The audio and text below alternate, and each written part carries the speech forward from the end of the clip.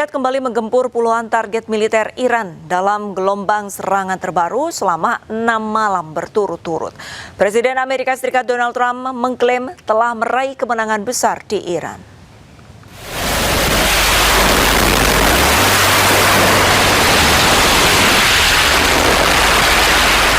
Militer Amerika Serikat kembali melancarkan serangan terhadap Iran pada Kamis malam waktu setempat. Hal ini memperpanjang rangkaian serangan Washington terhadap Iran yang telah berlangsung selama 6 malam berturut-turut. Rekaman yang dirilis Komando Pusat Amerika Serikat CENTCOM menunjukkan pesawat tempur lepas landas rudal diluncurkan dari kapal perang serta ledakan di sejumlah lokasi yang tidak disebutkan secara rinci. CENTCOM menyatakan gelombang serangan terbaru menghantam puluhan target militer Iran termasuk fasilitas pengawasan pesisir, sistem pertahanan udara, infrastruktur logistik militer, hingga kemampuan maritim. Menurut CENTCOM, operasi tersebut bertujuan melemahkan kemampuan Iran dalam mengancam jalur pelayaran komersial di kawasan. Sementara itu, Presiden Amerika Serikat Donald Trump mengklaim telah meraih kemenangan besar di Iran. And we have the strongest and most powerful military by far anywhere in the world. I built it during my first term, and unfortunately, we're forced to use it now. We won in Venezuela, which is now working with us to produce millions and millions of barrels of oil. We are likewise winning big in Iran, and you will see the fruits of that labor very, very shortly. Serangan ini menjadi rangkaian terbaru dalam eskalasi konflik antara Amerika Serikat dan Iran yang kembali memanas pekan ini. Setelah Washington menggempur sejumlah target di Iran, Teheran membalas dengan menyerang aset Amerika Serikat di kawasan Timur Tengah. Amerika Serikat dilaporkan kembali melancarkan serangan ke Iran. Serangan menghantam sebuah jembatan di Bandar Abbas.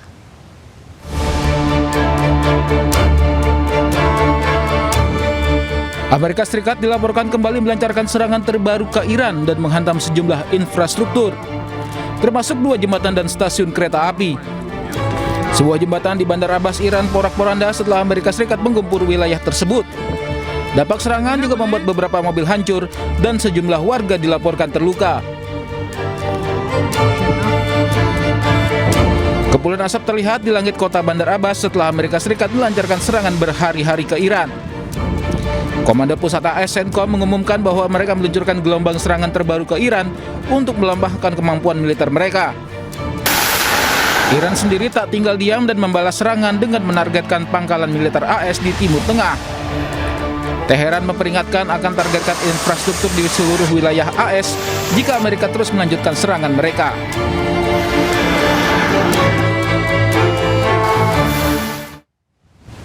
Rudal Amerika Serikat menghantam area dekat rumah sakit kanker anak di kota Azza, Iran Barat Daya. Sejumlah pasien anak-anak yang sedang dirawat terpaksa dievakuasi. Suasana mencekam saat serangan rudal menghantam area dekat rumah sakit kanker anak.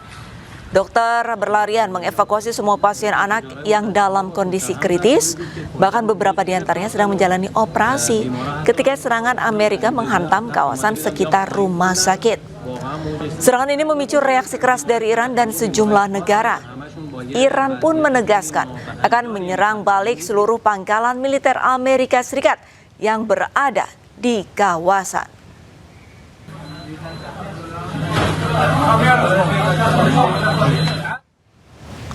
Pesawat tempur siluman F-35A Lightning II milik Angkatan Udara Amerika Serikat terekam tengah mengisi bahan bakar.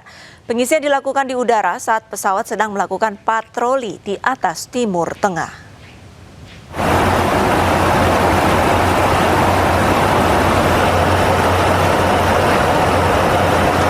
CENTCOM merilis rekaman yang menunjukkan jet-jet tersebut mendekati pesawat KC-135 Stratotanker. Selanjutnya pengisian bahan bakar dilakukan membuat pesawat F-35A tertahan lebih lama. Sementara pasukan Amerika lainnya melanjutkan operasi di seluruh wilayah. Rekaman jet tempur ini dirilis setelah Washington menyatakan telah menyerang sejumlah target militer Iran.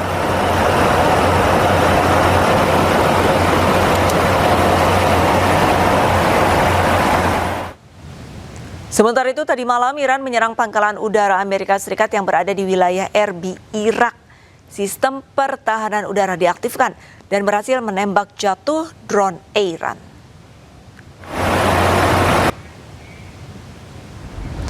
Wilayah Erbil, Irak kembali menjadi target serangan drone Iran. Kali ini Iran menyasar pangkalan militer Amerika Serikat yang berada di Irak. Menurut laporan warga, pertahanan udara koalisi pemimpin Amerika berhasil menembak jatuh hingga 8 drone. Namun puing-puing dari drone yang dicegat menyebabkan kebakaran di salah satu rumah warga.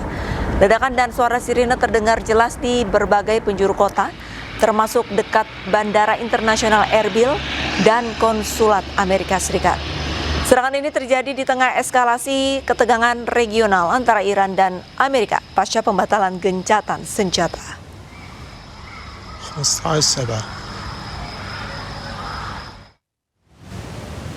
Beralih ke informasi lain pemirsa, Roy Suryo kembali mengambil langkah hukum dengan mengajukan permohonan pra-peradilan ketiga ke Pengadilan Negeri Jakarta Selatan. Kali ini Roy mengajukan gugatan yang berfokus pada tuntutan ganti kerugian terhadap jajaran Polda Metro Jaya dan Kejaksaan Tinggi DKI Jakarta.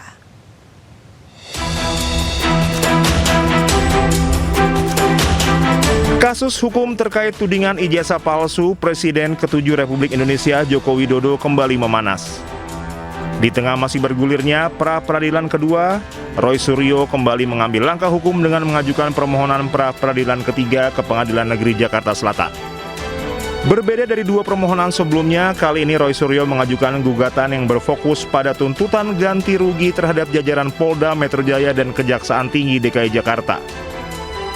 Yang kami ajukan untuk yang ketiga ini bukan pasal 35 ya Undang-Undang ITE, tetapi permohonan ganti rugi.